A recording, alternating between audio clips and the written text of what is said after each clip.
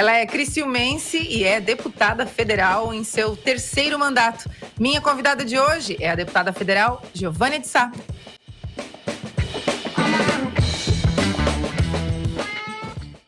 Seja bem-vinda, deputada. Muito obrigada, Maga.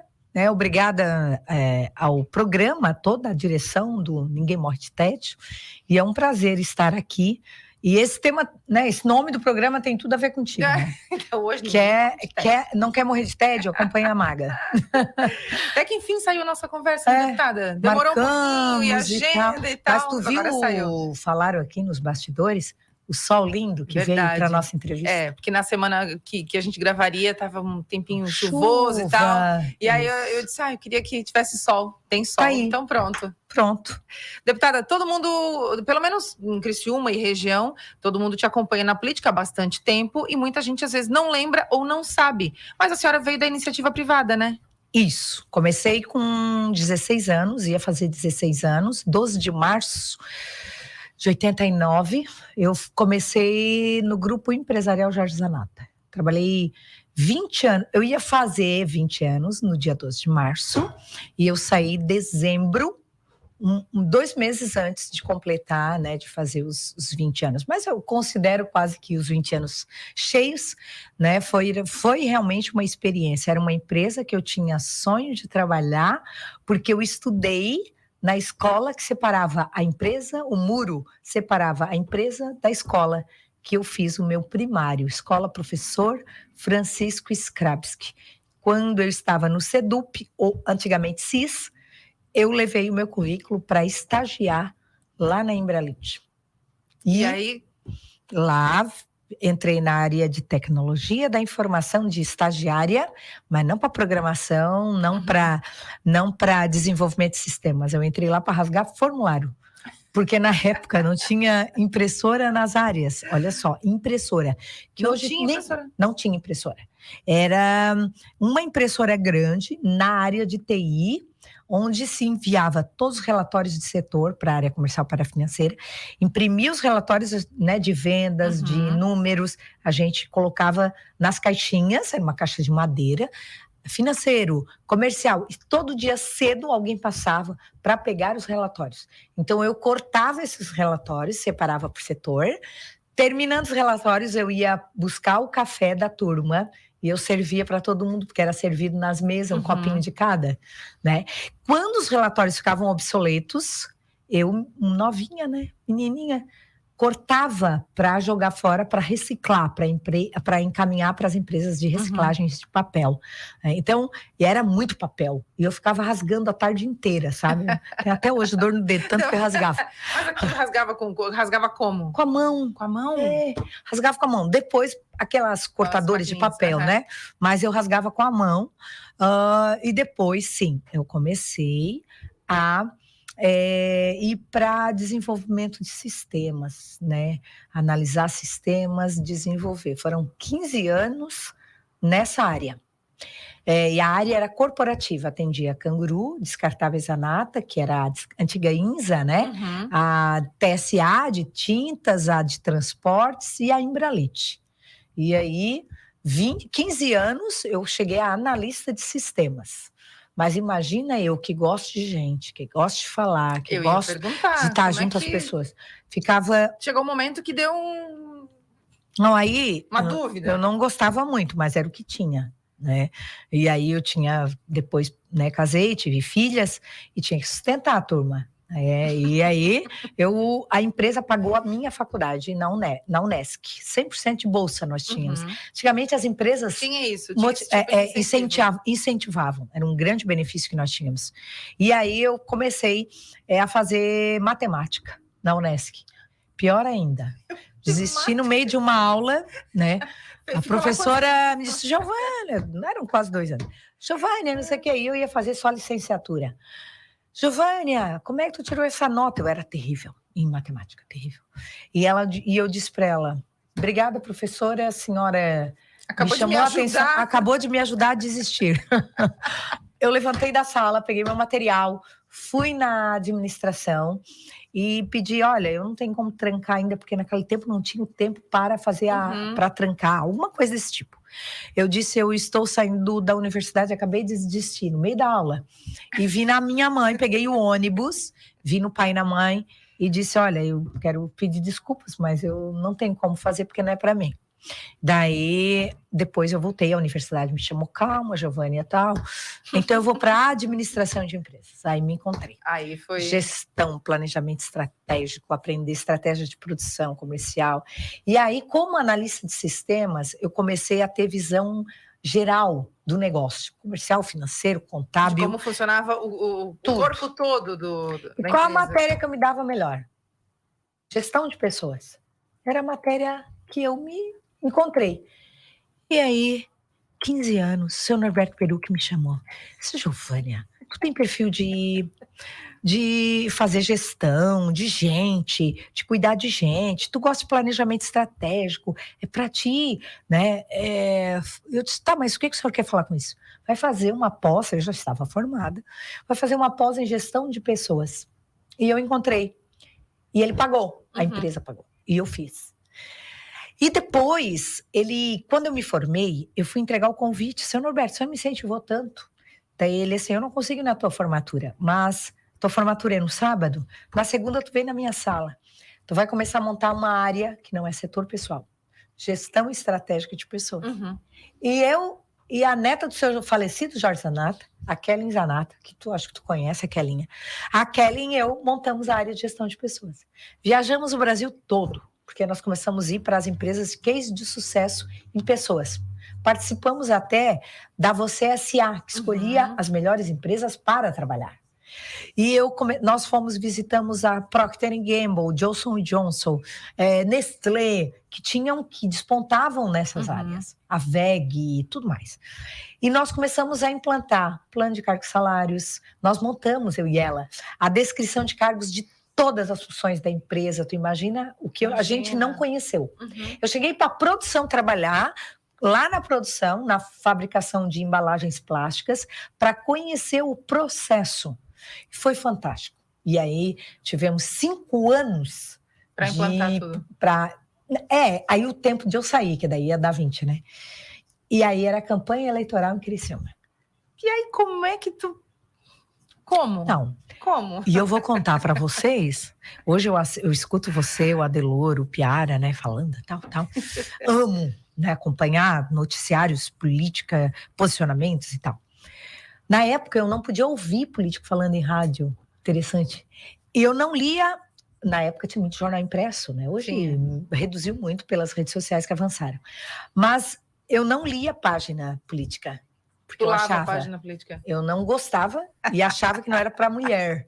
Claro, na época nem tinha muitas mulheres. Hoje a gente vê mais contando. Era bem mais difícil de ver mulheres na política, com certeza. Exato. E o Clédio Salvaro chegou para fazer campanha 2009 para prefeito em Criciúma. E o Norberto, o diretor do Grupo Zanata, me chamou e disse, Giovânia, tu pode acompanhar um candidato a prefeito? Daí eu perguntei quem era, ele falou o nome.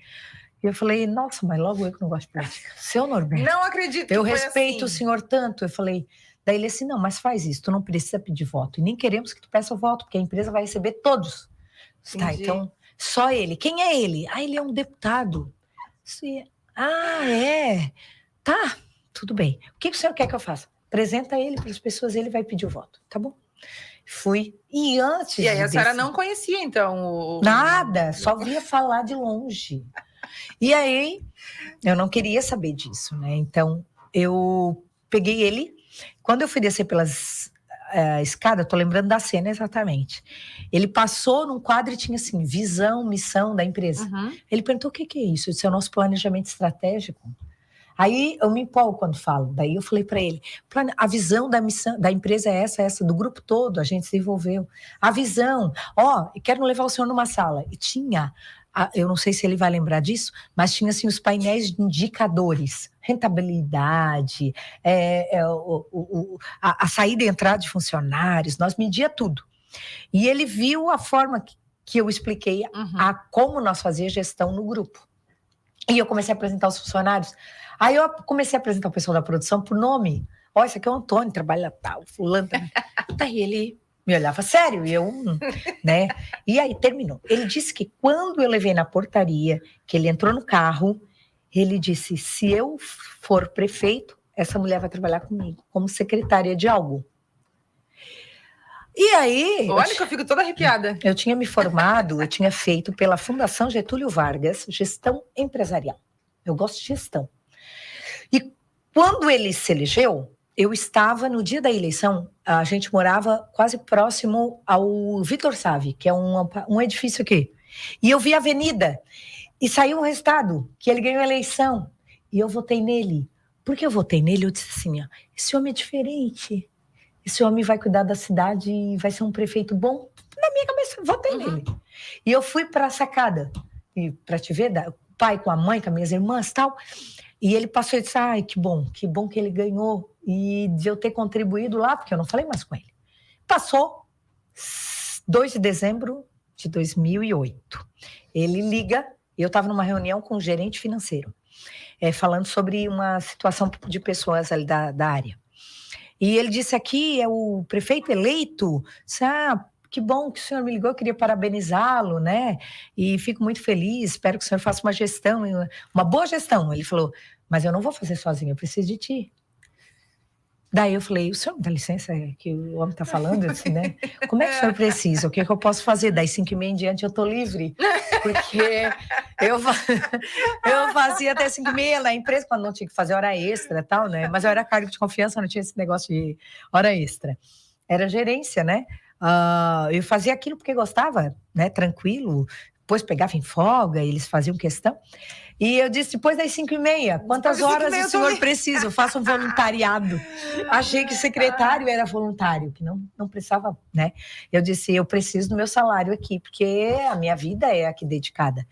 E ele falou, não, eu preciso de ti 24 horas. Daí eu pensei, prefeito não dorme, não come, não bebe, não faz nada, né? Como é que é esse negócio? Ele disse, não, Giovânia, tem que ficar ligado direto, tu tem que sair da empresa. E eu não queria ouvir isso. Porque 20 anos a empresa fez tudo por mim. Eu vestia camisa, né? E eu disse, tá, mas tudo bem, vou conversar com o pai, com a mãe, mas acho que não vai ser possível, né? Conversei com o pai, com a mãe, com as pessoas próximas a mim. E o pai diz assim, tu queres que eu te dê a resposta? Não vai. Mas se tu for, nós vamos estar do teu lado. E ele me levou lá na prefeitura, a gente caminhou ao redor lá. Ele disse, isso aqui, minha filha, vim pra cá, você fica na vitrine, você apanha. Então, se tu vieres, faz certo. Olha o nosso nome, tu tens aí, desça. Não faz nada que seja mal à sociedade. Parei para pensar, e disse, tô tanto tempo na empresa, né? Tá na hora de abandonar esse negócio. E eu decidi e fui. Enfrentamos cheias, implantamos programas, fiz gestão de verdade. E tudo que eu fazia lá de planejamento, de indicadores, eu consegui implantar lá na prefeitura como secretária de assistência social e habitação. Fiz gestão de verdade. Não tinha essa coisa política, não era afiliada, então, né? Fui livre dessas questões, amarrações políticas. E o prefeito me deu liberdade para trabalhar. E aí eu vou para uma coisa que eu não queria ir, que era um cargo eletivo. Né? Ele me convidou para disputar a eleição. E eu vou encurtar, porque aí tu faz as perguntas que tu quiseres. Como é que eu fui para um cargo eletivo? E eu disse para ele, não me filia. Vai fazer agora em setembro. E eu estava pensando exatamente nisso ontem, que eu tenho 12 anos, vou fazer de filiação partidária, o único partido, a convite dele, fui por causa dele. E dia 2, eu me filiei nesse setembro, que daria 1 ano para o processo eleitoral. E ele disse, te filia um partido. Eu disse, eu não quero. Se eu me filiar, o senhor vai me colocar candidata. Daí ele disse, não, te filie lá na frente, a gente conversa. Tá, me filiei, né, pra ser gente boa e tal. E ele te botou como candidata. Aí, em março, ele disse, tu vai candidata. Eu disse, tá, eu vou ficar sem salário. Verdade, sem salário. Como é que eu vou manter a família? Deve falar pro pai que ele queria, o pai disse, não sei, eu vou ter que pagar tuas coisas, aquelas coisas. Desse jeito. E eu fui para um congresso que ele me mandou, ele é esperto, foi eu e a vereadora Roseli De Luca, pelo PSDB Mulher. Cheguei lá no congresso, um presidencial falou, todo político, todo candidato, ele tem que ter 3S e não paga nada. Eu faço questão de falar isso, porque eu fui para uma eleição simplesmente sem condições, mas eu tinha um trabalho prestado na sociedade cristã. E aí Eu cheguei no congresso e ele falou 3S, não paga nada. Se não paga nada é bom. Primeiro, sorriso. Sorriso é relacionamento, respeito às pessoas, tratar igual, tratar principalmente aqueles que precisam de um olhar, de um carinho, que precisa naquele momento, você tem um olhar sensível. Então dá, isso eu consigo, sorriso. O segundo S era sinceridade, falar a verdade. Às vezes eu até falo demais a verdade e acabo tendo problema, porque na política você tem que, né, ter aquele jogo de cintura. E eu não consigo muito. Eu falo quando precisa dizer não, eu falo, dá, não dá. Mas a verdade dói uma vez só, né? A mentira dói, às vezes, uma vida inteira. E o terceiro é sola de sapato. Sola de sapato. Trabalhar, caminhar, correr. E trabalho é o que eu mais gosto de fazer na vida. É trabalhar. Se tu me acompanha, se o ouvinte te acompanha, sabe que eu não tenho problema em trabalhar qualquer hora e qualquer dia da semana. Trabalhamos ontem. Trabalhamos os fins de semana até 5, 6 da tarde, e às vezes quando eu não vou para a igreja à noite. Aí a igreja, que daí é onde eu vou praticar minha fé.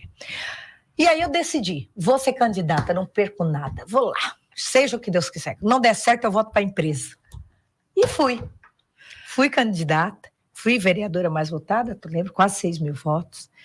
E depois assumi a Secretaria de Saúde. E após 2 anos de ser eleita vereadora, 2012, 2014, candidata federal, só conhecida em Criciúma. Não tinha condições. Fui correr e gastar sola de sapato, pedir o voto, olhar no olho e apertar 1000 mãos por dia contada. Alguém contava atrás. Mentira. Não. Planilhinha, contadinho. 1, 2, 3. 1, 2, 3, chegava no final do dia. Essas estratégias ainda funcionam, deputada? De encontrar as pessoas de fato e olhar para elas e apertar a mão? Tu não perde nada. Mas nós temos um fator, um up, uma mudança, questão ideológica. Mídia social substituiu muito. Né?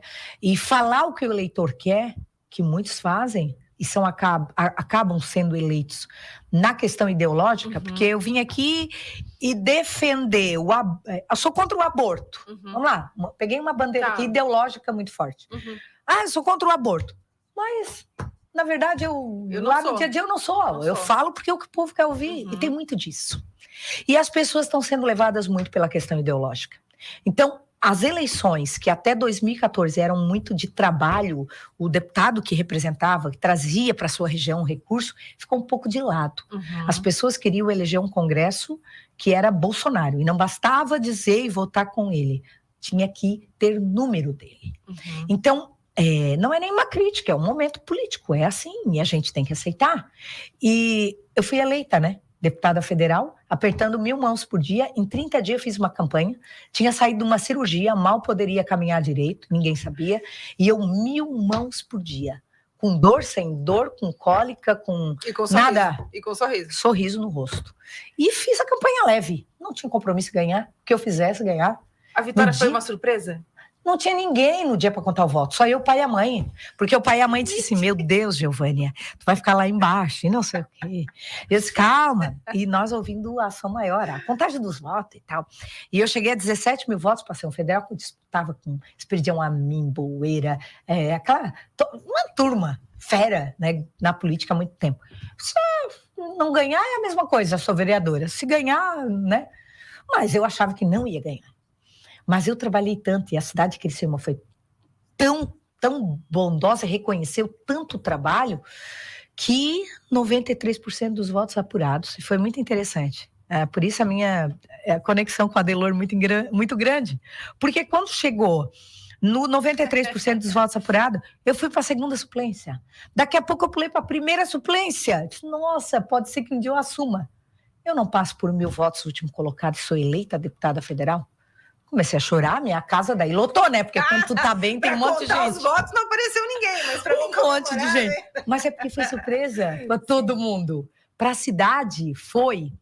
E aí tu recebeu a ligação que todo candidato quer receber, que é o a Adelor do Adelor, né? Primeiro a ligar. Giovânia, dá entrevista. Meu pai disse assim, Adelor, vamos fazer uma coisa? 100% das urnas fechadas e lacradas, ela dá entrevista. Por enquanto não fechou. Não, mas já está eleita. Não, pai disse, não. Enquanto não fechar as urnas. O pai é cuidadoso, cauteloso, né?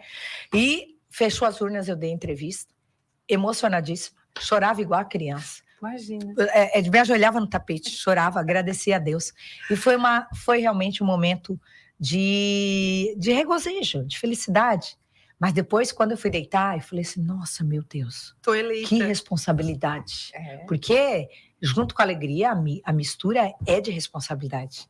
E ali, eu comecei em 2015 no Congresso Nacional, estou há 9 anos, né? Tive uma eleição muito difícil na última, por mais que trabalhei.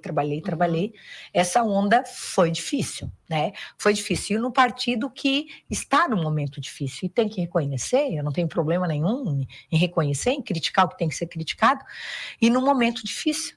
Mesmo votando com um ex-presidente, eu tive um problema sério que eu não era o 22. Então, foi difícil. Mas eu sou grata por estar lá. Estou no terceiro, 9 anos. Além de não ser 22, teve uma questão ali de uma declaração com relação ainda àquela polêmica com relação ao Eduardo Leite. Uma reunião interna. Que aquilo ali também foi um fator prejudicial? Também. Como era uma questão muito ideológica, né? E todo mundo sabe as minhas bandeiras e o que eu defendo, como que eu voto.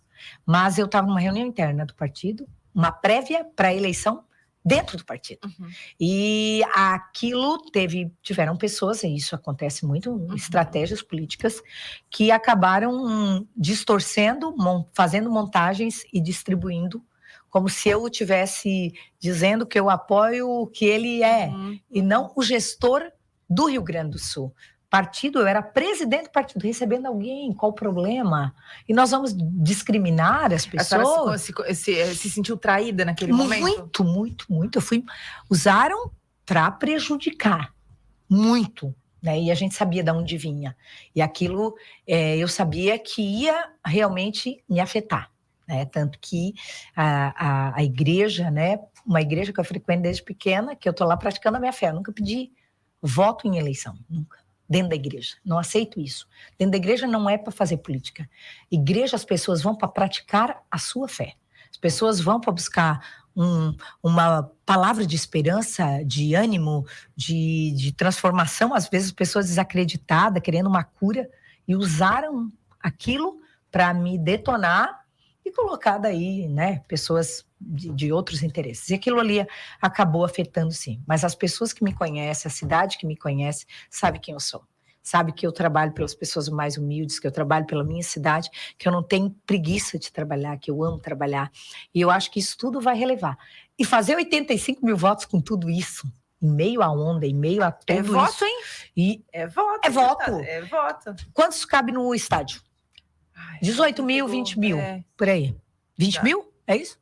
20 mil. É por aí, né? 20 mil. Você imagina mais de 4 estádios do Criciúma. De votos. Você já pensou? É muita gente. Para pensar no maior jogo do estádio. É um mar. Lotadíssimo. É mais do que o Maracanãzinho. Então, eu digo, meu Deus, eu não posso desanimar ou desistir. 85 pessoas que não votaram por questões ideológicas, votaram pelo meu trabalho, da minha luta, pelo que eu acredito, e sabe das minhas votações, como que eu voto, dos meus posicionamentos. Então, eu tenho uma gratidão muito grande, e é para essas pessoas que votaram, foram na urna, porque o voto, quem consegue imaginar o que é o cidadão ir na urna e apertar o teu número, é só ela e Deus na urna. Ela pode digitar o número que quer. Ela não é obrigada. Não. Ela vota porque quer, em quem quer. Então, 85 mil pessoas é dando um cheque branco. E Deus foi bom comigo. Porque faltando 193 votos, eu entrei, assumi no segundo dia do mandato e estou lá, trabalhando com a mesma força, com a mesma vontade. Eu digo, acho que até mais vontade. E focando muito na minha região, pelas necessidades, demandas que a minha região tem. Então, eu não vou mudar o jeito de trabalhar. Eu acho que o trabalho é o que dá resultado. Por falar em trabalho, como é que é a rotina de um deputado federal em Brasília, deputada? Como é que funciona? Não a parte de articulação, mas no dia a dia ali. Acorda que horas, vai dormir que horas, almoça. Você dorme muito tarde. Como é que vai para lá, como é que volta? Como é que é tudo isso? Eu recebi um povo de Criciúma semana passada. Tinha uns campeonatos mundiais lá, 2, beach e de vôlei. Foi muita gente, foi da universidade, foi gente representando. E queriam conhecer o Congresso. Eu disse, eu vou ser a guia de vocês. Foi. Se tu viu meu Instagram, eu tava lá mostrando. E eu disse, eu fui cedo, e fui muito cedo, cheguei, era 7h30 da manhã. Acordei cedo, porque tinha um monte de coisa para fazer antes. Cheguei lá às 7h30. Essa quarta-feira agora eu tenho que estar lá às 7h30 da manhã. Congresso? No Congresso. Pô, 7h30 da madrugada. Nem eu cheguei aqui ainda. Era o horário que eu já trabalhava na empresa. Não, tu já tá assim, porque daí tu tem ali 8 horas. E aí, você trabalha tanto e discute tantos temas, porque eu faço parte da Comissão de Saúde, da Comissão do Trabalho, da CPI do MST, plenário, sou vice-líder da bancada. Tu fala de diversos temas no dia. E as pessoas dizem assim, como que vocês aguentam? E no salto alto. Aí uma das meninas que estava lá, uma menina novinha, ela olhou para mim e disse, mas tu trabalha todo dia nesse salto. Porque lá, né, meio que uma exigência da Câmara você está mais formal, né? Você representa a população, a sua roupa, né, é importante. E não precisa ter nada chique, mas uma coisa mais clássica. Mais alinhada. E até porque você recebe muita gente, vai nos ministérios e tal. E ela ficou, e aquele dia eu saí, era 10 da noite. De salto. Então, o nosso horário de trabalho, para quem quer trabalhar, na média, eu faço 15 horas, 16 dias de trabalho. Eu chego em Brasília no dia de hoje, nós estamos gravando aqui, né, à tarde. Eu vou chegar em Brasília hoje, meia-noite. E amanhã tem que estar lá. E não sei a hora que eu saio, porque as votações às vezes invadem a madrugada. Mas quando você faz o que você gosta, você tá sempre faz bem. Com amor, né? Faz com amor, eu gosto do que eu faço. Deputada. Então, a correria lá é grande, não é falando de articulação, né? É grande, é muito grande. Que Brasil a senhora conheceu estando no centro do poder? Um Brasil porque a gente de diversidades. O Brasil, a gente não pode imaginar que o Brasil se resume à nossa realidade. Eu vou te dar um exemplo. Semana passada, eu estava lá eu saí para ir no Ministério numa reunião e tinha muito índio do lado de fora. Por causa daquela questão do marco temporal. Estavam de penas mesmo. Né? E eu disse assim, nossa, lá na minha cidade eu nunca imaginei que eu ia ver uma cena como essa. Você tem uma diversidade muito grande de cultura, porque ali em Brasília é o centro. Então, todo mundo se encontra tudo ali, né? Que vai reivindicar, que vai pedir por algo da sua cidade, da sua região, da sua cultura, se concentra ali. Então, você vê todos os países, você diz, isso não é no Brasil. E aí você consegue ver as matérias sendo discutidas que às vezes tratam de um estado e tu diz, isso é Brasil. Mas o Brasil que nós conhecemos no Sul é um Brasil muito diferente do Nordeste. E eu converso muito com o pessoal do Nordeste, ele disse, Giovânia, nós somos muito, muito criticados às vezes, né? Teve aquela questão separatistas, né? Querendo dividir o Paraná, Rio Grande do Sul, Santa Catarina, porque realmente aqui nós somos abençoados por Deus, pela natureza, pelo povo que migrou para cá, com a força do trabalho, as empresas que se instalaram, automaticamente geração de emprego e renda. O Nordeste não teve muito isso. A migração do Nordeste é um povo com uma cultura totalmente diferente da nossa. Aí nós temos uma Amazônia com índios, com umas etnias totalmente diferentes da nossa, que é mais italiana, alemão, que essa mistura deu uma pujança para o nosso sul muito forte. Então você consegue ver que o nosso país ainda é um país de muitas diferenças, de muita gente pobre, de muita gente que precisa de uma oportunidade, que o investimento na educação, ele é necessário, porque a educação transforma. E você investir na educação não é custo, é retorno garantido. Esse é retorno garantido. É investimento, né? É investimento. E mais, investir na educação é você ter menos impacto na saúde pública, é você ter menos impacto no tráfico, é menos impacto na droga, em tudo que é ruim para a sociedade. Se você prepara bem o adolescente, você vai ter menos impacto em tudo. Então, o investimento na educação, a nossa saúde pública que tem que ser mudada. Então, tanta coisa para mudar, e tu diz, eu não sei, eu não vou conseguir tudo. Mas eu sempre coloquei na minha cabeça, e eu li um livro, e agora eu esqueci, de Joyce Meyer, que ela fala assim, você não pode mudar tudo, mas faça o que tiver ao seu alcance. Dá para mudar um pouquinho. Faz a diferença.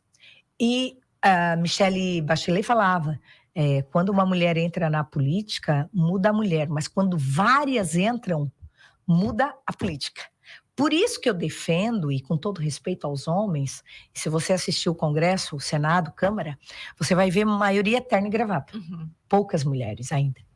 Por que eu defendo? Porque a gente vai com uma visão de mãe sensível, coração. O homem é mais lógica, né? Razão. Quando há essa mistura de o feminino com o masculino, eu digo no sentido de lutas, de sensibilidade, de razão, a gente constrói políticas justas, igualitárias. Cada um traz o seu ponto ali, né? Cada um traz seu ponto de vista.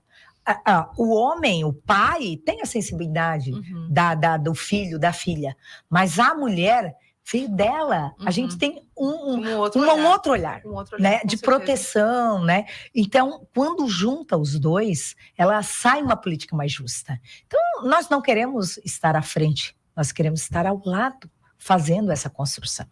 Então, com esse olhar, e as mulheres têm que trabalhar muito para representar e dizer, eu sou competente também, sabe? Não precisa de nada para eu galgar ou alcançar os espaços públicos. E não importa, não é só no Congresso, é nas câmaras municipais, é a mulher que é diretora de uma empresa, é a mulher que é presidente do bairro, de uma entidade. Aqui nós temos entidades que fazem a diferença na cidade, né? E você vê a maioria dessas instituições, entidades, são mulheres no comando. São mulheres. Pela sensibilidade, principalmente as áreas vulneráveis. Quando se fala de câncer, quando se fala de bairro da juventude, de Abadeus, são mulheres à frente desse negócio. Então, eu digo que defendendo, sim, a participação da mulher e da juventude que vem com a ideia inovadora. Essa também é fundamental. Deputado, nosso tempo está acabando e eu quero te perguntar... Já? Não, infelizmente. Faz uns cortes aí, então. Infelizmente, eu queria ficar aqui mais uma meia hora. Imaginava, lá no começo? Não. Chegar onde chegou? Fazer o que está fazendo? Não. Eu vou te contar um negócio. Tu pode cortar depois outras partes. O meu pai sempre diz uma coisa, meninas. O meu pai sempre me diz uma coisa. Nunca esquece de onde tu saiu. Quando eu presidi a sessão em 2019, né, eu vou fazer o levantamento, depois eu te digo, mas eu acho que na história do país, sessões deliberativas, quem mais presidiu eu e a deputada Soraya do Rio. Eu lembrava do bairro onde eu morei, no bairro Argentina, na Próspera. Lá na hora, enquanto estava presidindo? Plantando Empim. E o pai ligava para mim, eu mandava mensagem. Tu lembra de onde tu saiu? As escolas públicas, quem pagou tua escola? Então, nunca esquece das tuas origens. Isso, para mim, é fundamental. Eu vou na frente da casa que eu morava, no bairro Argentina, que o meu pai que fez, ele que construiu, de madeira, para ver de onde eu saí. Isso é importante, porque o poder não pode subir a cabeça. Você tem que lembrar, você tem que se colocar no lugar do outro. Você tem que viver o que as pessoas vivem. Quando ocorre uma enchente, eu gosto de estar lá. Quando ocorre, eu fiz muito isso e a cidade sabe disso. Quando as pessoas têm uma necessidade, eu gosto de estar lá, me colocando no lugar do outro, sentindo o que o outro está sentindo, para poder lutar.